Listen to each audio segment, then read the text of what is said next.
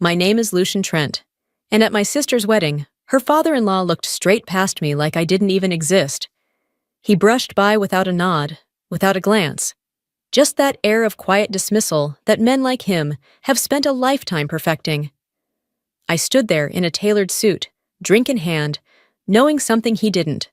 See, Roland Rowe, the man so proud of his last name he probably signs it in gold ink, had spent the last 6 months trying to buy out a tech company he didn't realize I co-founded. A company his own business relied on. A company I built from nothing while raising my sister from the ashes of our old life. But Roland only saw what he wanted to see. A nameless, titleless nobody. He saw the surface. That's what men like him do. And frankly, I was fine with that. Because in a few minutes, after I got called up for an impromptu speech, I would introduce myself. And when I did, everything about the way he looked at me would change. His posture, his expression, his grip on the wineglass. Some people don't like surprises. Roland? He turned pale. And I just smiled. They say the hardest part of loss is the silence that follows. That's true, but no one tells you about the noise that comes before it. The ring of a phone at an hour it should never ring. The static in your ears when someone says the words you swore you'd never hear. For me, it was the sound of my college advisor saying, "Lucian, there's been an accident." My father was gone. Just like that. One moment, he was planning a trip to visit me and my younger sister, Isolde. The next, I was driving back to a hometown that already felt foreign without him in it. I was 22 and exhausted from finals. Isolde was 17, 1 week shy of her high school graduation. We had no mother in the picture. She'd left years ago to reinvent herself with a new family. So it was just us. 2 orphans, 1 car, and a future that had just crumbled overnight. The funeral was a blur. What came after was brutal clarity. Debt. So much debt. My father had been self-employed, and somewhere along the way, things must have spiraled. Loans, missed payments, business liens. He must have been trying to protect us from it, shielding us until the very end. But once the obituary printed, the creditors came knocking, hard. They took everything. The house, the car, his workshop. All we had left was the small suitcase of clothes I'd packed for spring break. My scholarship covered tuition. But rent? Groceries? Isolde's tuition? We were on our own. That night, after the last relative left and the door clicked shut, I remember sitting on the floor with Isolde. She was crying, knees tucked under her hoodie, and I realized, no one else is coming. I was the only adult left in her world, so I made a decision. I would finish school, get a job, any job, and keep us above water. I took on work in the campus cafe, picked up evening shifts as a courier, and slept maybe 4 hours a night. There were days when I went to class still sweating from hauling boxes up 4 flights of stairs. But every dollar I earned stretched across 2 mouths, 2 lives. I lost my girlfriend somewhere along the way. She was kind, but she needed more than voicemail apologies and forgotten date nights. I let her go, not because I didn't care, but because I didn't have enough of myself left to give. People talk about building character like it's some polished process. Mine was forged in overdraft fees and bus transfers. It was built when I looked at my little sister and knew she still deserved a future, even if I had to burn mine to light the path. After graduation, I didn't celebrate. There was no cap toss, no party photos, just a quiet sigh and a job offer at a mid-sized firm doing back-end operations. It wasn't glamorous, but it paid, and that was enough. I moved us into a modest 1-bedroom apartment. Isolde took the bedroom. I took the couch. She started community college while I juggled spreadsheets and client calls. Every night, I cooked us dinner, even if dinner was just rice and eggs, and on weekends, I caught up on sleep in broken shifts. But even in that grind, I kept one eye on the future. I enrolled in online courses, marketing, automation systems, SaaS platforms, anything that could sharpen my skills. I didn't know what opportunity would come, but I swore I'd be ready when it did. It came one rainy Thursday evening.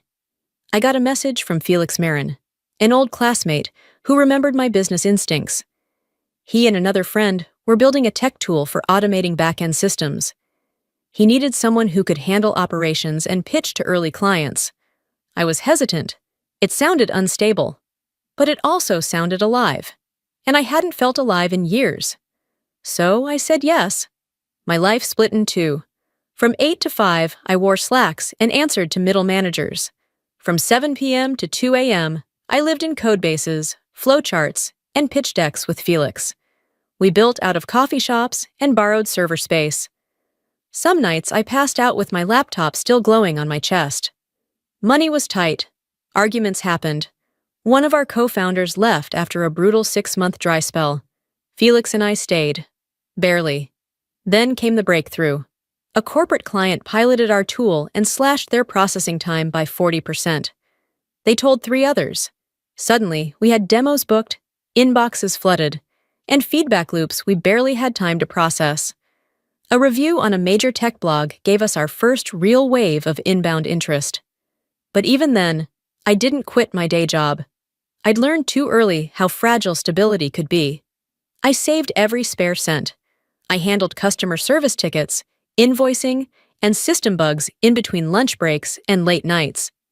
Felix became the public face. He networked, smiled at cameras, gave TEDx talks. I was the man behind the curtain, and I liked it that way. Because while others chased titles and LinkedIn clout, I chased something else: peace of mind. A life where Isolde didn't have to count every dollar at the grocery store. A life where her future wasn't defined by what we lost. She got into a state university on merit. I paid every bill on time. We had backup savings, health insurance, working appliances. That felt like luxury. No one saw how much it took, and I didn't need them to. But that silence, the choice to stay unseen, meant people like Roland Rowe could meet me and assume I was small. And that was fine by me, because I'd rather be underestimated than misjudged. I'd rather be invisible than falsely praised. But life has a way of bringing things full circle, especially when your sister decides to get married. It was a Tuesday night when Isolde called. I had just collapsed onto the couch, still in my work clothes, eating cold leftover pasta straight from the container. She sounded breathless, excited, but also strangely hesitant. "Lucian," she said, "I have something to tell you." I assumed it was about school, maybe a project or an internship. I didn't expect her next words. "I'm getting married." My fork paused in midair. "You're what?" "To Damien," she said quickly, like ripping off a bandage. "We've been seeing each other seriously for a while now, but I didn't tell you because I didn't know how." I blinked. I'd met a Damien once, in passing, but I'd never heard her mention anything serious. "Isolde, married? That's huge. Are you okay?" She laughed nervously. "I'm more than okay. I'm happy. I just needed to tell you before things moved further. He wants to meet you." That caught my attention. Anyone who wanted to marry my sister had better want to meet me. I was her brother, yes, but more than that, I was the one who stayed. I'd played every role in her life that mattered: parent, tutor, emergency contact, friend. If someone wanted to step in now, I needed to look him in the eye and measure the shape of his soul. We arranged to meet that Friday. Just a casual dinner, nothing formal. I offered to cook. I still remember opening the door and seeing Damien standing there, flowers in one hand, a bottle of wine in the other, and a grin that tried a little too hard. Something about him felt familiar. We exchanged pleasantries, sat down, and talked. He was polite, well-spoken, clearly adored my sister, but there was something in his last name that tugged at me. "Rowe," I said aloud, turning it over in my head like a coin. "Any relation to Roland Rowe?" He paused for a fraction of a second too long. "He's my father." That's when it clicked. Roland Rowe was one of our biggest enterprise clients. Not just that, he'd been actively trying to acquire our platform for months. His emails always came laced with thinly veiled offers, the kind that suggested he thought he was doing us a favor by showing interest. He was a businessman through and through, sharp suits, sharper tone, and a reputation for crushing partnerships just to own the scraps. He was all over the industry blogs. He wasn't evil, just dismissive, transactional. And now, here I was, sitting across the table from his son. I kept my face neutral, my tone even. I didn't mention the company, didn't bring up business at all. This was about Isolde. If Damien was decent, I'd find a way to make peace with the rest. Later that night, Isolde pulled me aside in the kitchen. You went quiet for a while there. Everything okay? I nodded. I'm just surprised. You really love him? I do, she said. He's not like his father, Lucian. He's kind, steady, he listens. I studied her face. She wasn't pleading, she was glowing. And she never glowed easily. Okay, I said at last. Then I'm in your corner. Weeks passed. Wedding planning took over her life. I offered to help where I could, but kept my distance from the formalities, until the family meet and greet. It was held at an upscale country club, all white tablecloths and waitstaff in black vests. Isolde asked me to attend, and I said yes, more for her than for them. I met Roland face to face that day. The moment I walked into the room, his eyes found me. He took me in quickly, shoes, suit, posture, before looking away. When we were formally introduced, he offered a limp handshake and said, "Oh, you're just her brother. I assumed her father would be here." I stared at him. Our father passed away, a long time ago. He gave the briefest nod of acknowledgement before moving on. Then came the inevitable question. What is it that you do, again? There it was, that investor instinct, sniffing out pedigree. I work corporate, I said. True, in a sense. He didn't hide his disinterest, didn't even try. And that was fine. I didn't come to impress him. But part of me, a small part I usually kept buried, whispered, "You'll regret that." I told Felix about the encounter later that night. He just laughed and said, "The universe has a weird sense of humor." The weeks flew by, and soon the wedding day arrived. Isolde looked radiant, the kind of beauty that didn't just come from the dress or the makeup. It came from knowing you were loved, and loving back without fear. She gripped my hand before walking down the aisle and whispered, "Thank you for everything." I just smiled. At the reception, I stayed out of the spotlight, chatting quietly with guests. Then I saw Roland approach with 2 other men. He walked past me, again. Didn't even pause. It was deliberate, calculated. And I felt nothing but quiet certainty. He still didn't know who I was. Not really. But he was about to find out. I wasn't planning to speak. There was no note in the program, no cue for a brother of the bride speech. I'd already played my role. Walked Isolde down the aisle, stood tall in family photos, raised my glass during toasts. That was enough. I didn't need the spotlight. But someone must have added my name to the speaker list. A member of the catering staff tapped me on the shoulder and said, "You're next. 2 minutes." I blinked. Next for what? She gestured toward the stage. "Speech, the mic's ready." I could have declined. Should have, maybe. But something in me, some mix of fatigue, pride, and memory, told me not to. This was my sister's wedding. The closest thing I had to a daughter was entering a new life. And the room still didn't know who I was. So I stood, buttoned my jacket, and walked to the front of the room. "Good evening," I began, my voice steady. "My name is Lucian Trent. I'm Isolde's brother." That caught their attention. I continued. But I wasn't just her brother growing up. After our father passed unexpectedly, I became her guardian. I was 22. She was 17. We had no other family. Our mother had long since moved on. The room shifted. Glasses were lowered. Forks paused. I was finishing college when it happened, and I couldn't afford to fall apart, not when she needed food, a roof, tuition. So I worked. Day shifts, night shifts, weekends. I slept less than I'd like to admit. I lost friends. I lost someone I loved. I glanced at Isolde. She was already crying. "But we made it," I said softly. "She made it because she's brilliant and brave and has a heart that forgave me for the moments I wasn't enough." A quiet rustle moved through the crowd. Even Roland, across the room, had turned to face me.